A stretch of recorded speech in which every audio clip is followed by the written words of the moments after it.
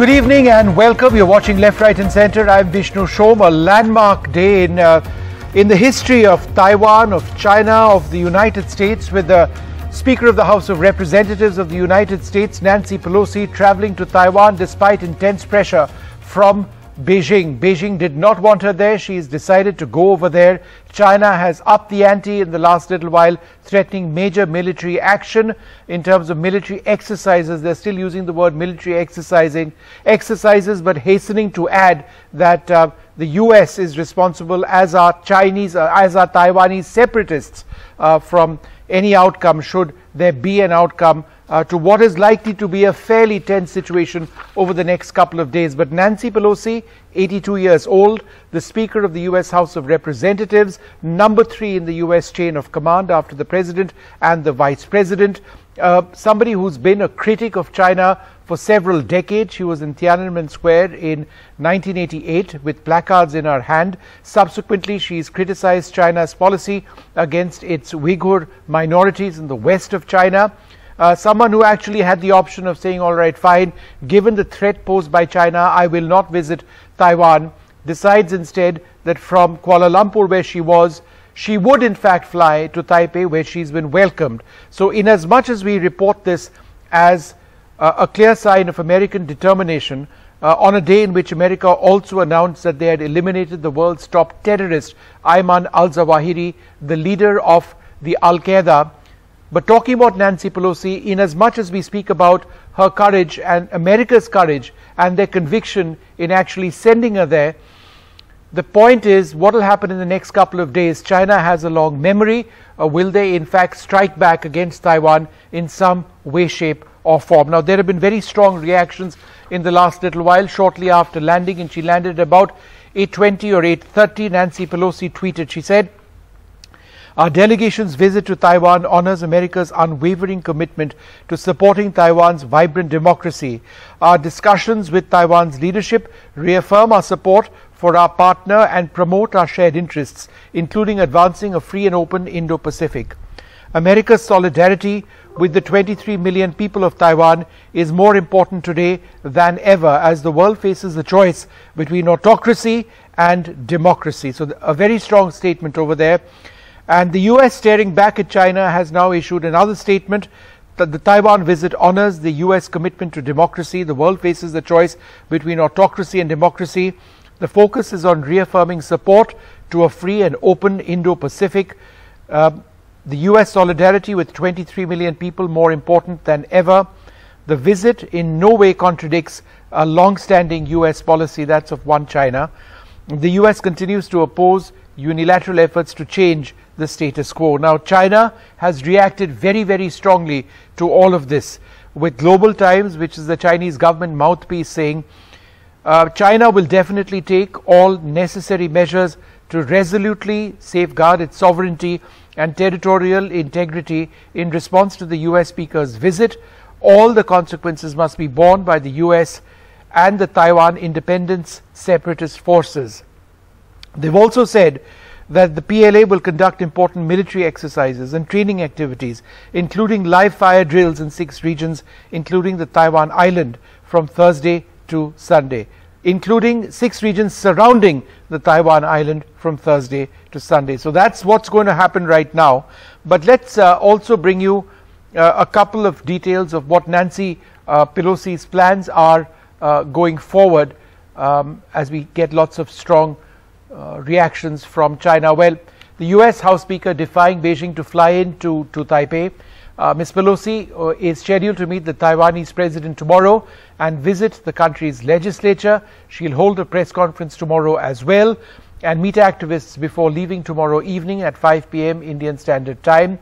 China, for its part, has said, as I've mentioned, that they'll defend their sovereignty and have begun carrying out belligerent military drills.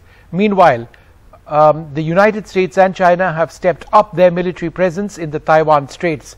The US, for its part, has deployed 4 warships, including an aircraft carrier. The USS Ronald Reagan, that you see over there in that picture, into the region. They are deployed presently off the east coast of Taiwan. The office of the President of Taiwan was attacked today. Cyber attacks took place, and Taiwan has reinforced its own combat alert level calling military personnel off vacation. So that's what the situation is right now. I'm joined by Rick Glaubert of Taiwan Plus, who's been reporting for us. Priya Lalwani Purswani is a professional interpreter and founder of the Association of Indians in Taiwan, an important Indian voice from Taipei. Colonel Lawrence Sellin is an Afghanistan veteran, is closely observing all of these developments. There's a lot to be spoken about Afghanistan and American resolve there today. We'll come to that. Brahma Chelani, a familiar face, but perhaps India's foremost China observer. I think that is without a doubt. My phone's going to run out of battery soon because I haven't been able to charge it. Right. Rick, quick question to you. What is the reaction around you? Is there a sense of tension? She's arrived now, but what is the military situation? Is there a higher state of alert in Taipei? Yep, so in Taipei itself, 200 police officers have been put on duty to look after Nancy Pelosi during her trip. We've seen a bomb threat to both this airport and another airport near the capital of Taipei. Meanwhile, the alert level of the military has been risen from today until Thursday, which means that people that are active in the military are not allowed to take vacation. Aside from that, we've also seen some activity at the Air Force bases around the country, getting ready to scramble jets if that's needed.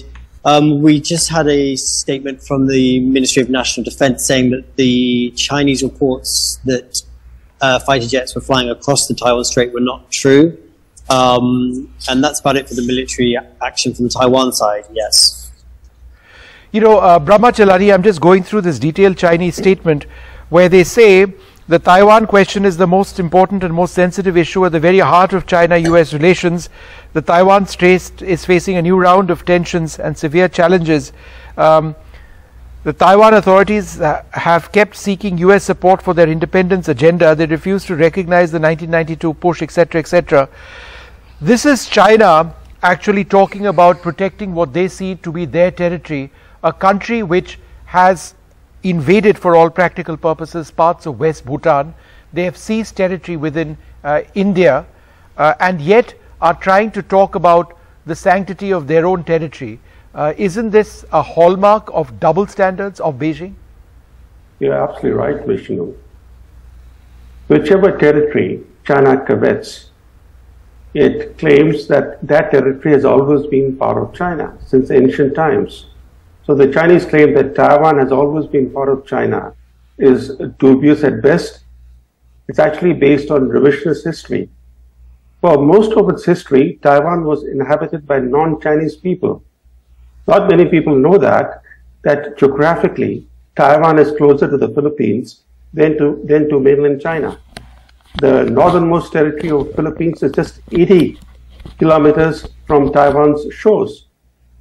It was not until 1887, we're talking of fairly modern times, until 1887 that Taiwan was declared a province of China. But just 8 years later, China ceded Taiwan to Japan in perpetuity, following its defeat in the war. For the last 128 years or so, Taiwan has been outside China's lawful control. And as you rightly point out, Taiwan has all the attributes of a robust, independent state, and most Taiwanese want it to stay that way. Yeah. Shouldn't their preference matter? But you know, just the way China annexed Tibet in the early 1950s, Xi Jinping is itching to annex Taiwan in the name of quote-unquote reunification. Right. But you know, let's be clear, a Chinese invasion of Taiwan would constitute the biggest threat to world peace in a generation. Yep. And will bring India's security under intense pressure, given the fact that China shows large parts of India yep. as belonging to China. Right. So they will try to do to India what they succeed vis-a-vis China. No, in fact, that's important. Colonel Sellin, you know, I think it's also important to reflect on how robust American foreign and military policy actually is today more than, you know, in recent times. We slammed the United States when they came out of Afghanistan. You're an Afghanistan war veteran yourself. A lot of people would suggest that the effort people like you put in, it all disappeared all too soon. But today is a day where I think American foreign policy and military policy needs to be commended. In Afghanistan, the president announced that Ayman al-Zawahiri has been taken out, and today the US government backed Nancy Pelosi to the hilt as she made that risky trip. So again, the message perhaps from the United States is that, look, we can talk, but don't test us because our resolve is strong. Would you agree that that's the message from Washington? Well, I think you're right. It's certainly the message that's coming out of Washington, D.C., but how accurate is it? I think the U.S. military is at its weakest point in many years, and we have to consider the logistical problems if the U.S. Military, in particular the U.S. Navy, engages China within their area of operations, very close to the mainland. Now, at this point, I think the rhetoric has escalated to the point that someone's going to lose face here, and I'm afraid the Chinese feel very strongly about this and may decide to act. Now, I don't expect necessarily an invasion of Taiwan at this point, but there are offshore islands that Taiwan administers, in particular the Kinmen Islands and the Lianjiang Islands, which are formerly known as Quemoy and Matsu. Now, these are unfortified islands that are administered by Taiwan and could be very easily militarily occupied by China. Now, this would be a great symbolic victory for China at very little risk. So we're seeing a lot of military activity in Fujian province, which is the area directly across from Taiwan, but also directly connected to these offshore islands. So I'm a bit concerned that they might make a military move on Kinmen Islands or the Matsu Islands. We've got that footage on our screens right now of armored personnel carriers, even tanks and trucks in the Fujian area. It's too early to say that they're going to be deployed immediately, but there does appear to be some sort of a build-up over there. Priya Lalwani, Purswani, India has had an important relationship with Taipei. It's been growing in strength over the last couple of years. India does believe in that one China policy. That being said, give us an idea of what the Indian community in Taipei is feeling tonight. I think life here is pretty much normal. There are Indians here who've been living for 30, 40 years. They are used to this kind of rhetoric from China. We frequently have threats whenever we have any important visitors from other countries. They send some aircraft into the Taiwan ADIZ, or their foreign ministry representatives say lots of things on air, and in Chinese social media also gets very upset. So the older Indian residents are okay, but there are some newer, younger people. So students have been messaging me asking what's happening, because media in India is really making it seem like there's going to be war. And the parents are very worried, and they keep messaging the students here, and then they get worried too. So it's the newer Indians here are a bit worried, but I think we hope for the best and be prepared for the worst. I think that's what we need to follow. All right, so there's just breaking news coming in now, and I just wanted to get Colonel Sellin to perhaps respond to this. Global Times reporting that the PLA will launch a series of targeted military operations to counter Pelosi's visit to Taiwan and resolutely defend national sovereignty and territorial integrity. This according to the Chinese Ministry of National Defense. Couple of points over here. When you actually want to carry out military actions, you don't really announce it to the rest of the world, but it's just ratcheting up tensions, isn't it? Yes, indeed. These military exercises were planned for a while, but we have a situation now where we have the two opposing forces, the United States Navy and the People's Liberation Army and Navy, that may become, engaged. So I think it's a very dangerous situation that we're facing now. you know, they've also come out, and let's try and pull this map out from Global Times. They've actually come out with a map where they've identified 6 areas all around Taiwan, to the south, to the southeast. Yeah, so we've got this on the screen. Let's have this up full frame if we can.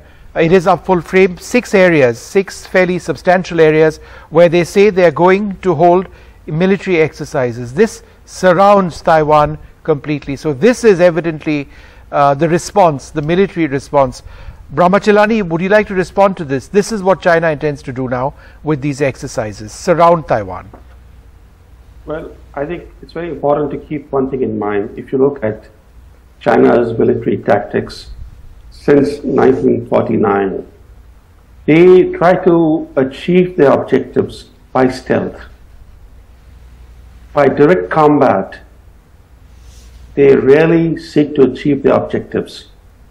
Even against India, if you look at the territories that India has lost, the major territories, Aksai Chin in the mid-1950s, or the more recent Ladakh land grabs of April 2020, all that happened by stealth.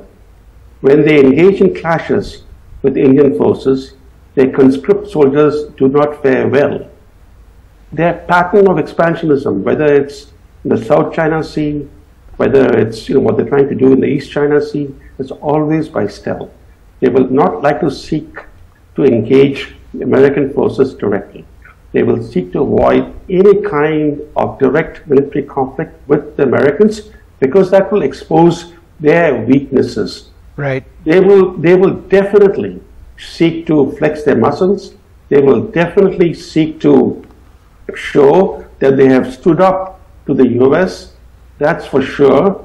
But we have to keep one other thing in mind, which is that China right now is facing serious troubles at home. Right. Xi Jinping is seeking a norm-breaking third term as Communist Party chairman. Yes. But his domestic problems are growing. The Chinese economy has slowed almost to a halt, right, triggering rising unemployment and debt crisis.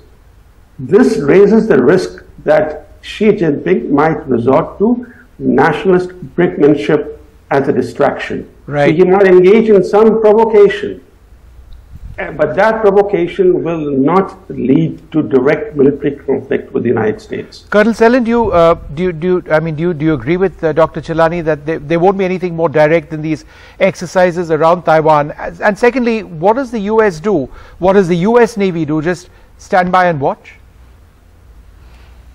Well, I think Professor Chelani is correct. The U.S. Navy is not going to, directly interdict the Chinese forces who are on what they call a military exercise. So I think both sides would want to avoid any kind of confrontation that would lead to something, much more dangerous. But what concerns me about Xi Jinping is that, exactly as Professor Chelani talked about, they have serious economic problems, and when people become desperate, you never quite know what they're going to do. But I think over the next few days we'll have a clearer picture of what might happen or what might not happen. But I expect the Chinese to continue putting pressure on Taiwan and the United States to gain what they describe as their sovereignty over Taiwan. Sure. Priya, the next couple of days, one way or the other, will remain tense in Taipei and in other cities in Taiwan. Are you sensing any of that already? We believe that there's a higher standard of military alert. Are the police alerting people? Are there air raid drills going on? Anything of that sort? No, nothing out of the ordinary. So Taiwan does have air raid drills annually, and we just had those last week. These are routine drills that I've been here for 34 years, and we've had them every year. So these were not drills done because Pelosi's coming here. They're just done every year, and they do practice like what should people do in case there's an attack, where should people evacuate to, the drills. They practice the drills, the audio. So that was done last week. But apart from that, I think life here is quite normal. There's a bit of excitement. People are excited to see that she's here. There's the 101, Taipei 101, the tallest building in Taiwan, has some messages welcoming her. So there's not so much tension yet. I think the ball is now in China's court, in a way you could say. But I think the Taiwanese people are used to this kind of stuff, yeah. Colonel Sellen, one final question. You know, I mean, any imminent Chinese invasion of Taiwan would mean the invasion, A, of a thriving democracy, B, of a country which defines semiconductors at a global level. It is an extremely industrialized, prosperous democracy. And the destruction or the potential destruction of such a vibrant society would be devastating, wouldn't it? Yes, indeed. I think this is again where Professor Chalani is correct. As you say, if China actually invades Taiwan, there could be a great deal of destruction of the infrastructure there, which China desperately wants, is particularly about the chips, computer chips. But I still go back to this issue of the offshore islands. These are unfortified islands very close to the mainland. And if China wants to save face in this situation, they could easily militarily occupy these islands, and they are highly significant symbolically. So that is one possibility that China can do in the case that they feel they have to save face in this particular crisis that we're experiencing. All right, but I'd like to thank you all very much for joining us. Priya, go ahead with your point. Yeah. Yeah, I was just saying, it feels like China's cornered themselves into a corner, and that might be a way out, which is very worrying because both of my kids are currently on vacation on an outlying island. So that makes me tenser than I was before we started this call. Yeah, well, if I could just add one point, Vishnu, quickly here, that the Chinese Communist Party has a proclivity to engage in actions that are counterproductive to long-term Chinese interests. But for Chinese bullying threats, a Pelosi visit to Taiwan would not have happened. Right. After all, President Biden was trying to persuade Pelosi not to visit Taiwan.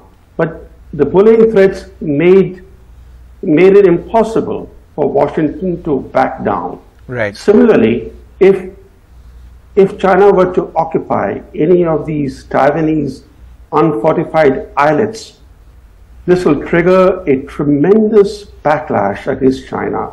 It will prompt so much pressure on Biden administration to shore up Taiwan's defenses and to do something more concrete. Yep. To ensure that if China were to invade Taiwan, yep, that the cost for China would be concrete, would be tangible. Right. So any kind of this kind of action is going to be counterproductive to China's long-term interests. Right. No, absolutely. You know, Priya, hopefully, I'm sure your kids would be absolutely fine. I'm sure you have nothing to worry about. But Dr. Chalani, thanks for making that point. And I think the larger issue, therefore, is, in as much as this is a victory for democracy and democratic forces to have Pelosi in Taiwan, what is it that she's actually triggered? Is there a worry that this is going to spiral out of control? Maybe not in terms of a direct invasion, but in terms of reactions and counteractions from China and the United States. And where does that leave Asia-Pacific security? We'd like to thank all of you very much for joining us. We'll take a short break, come back with more.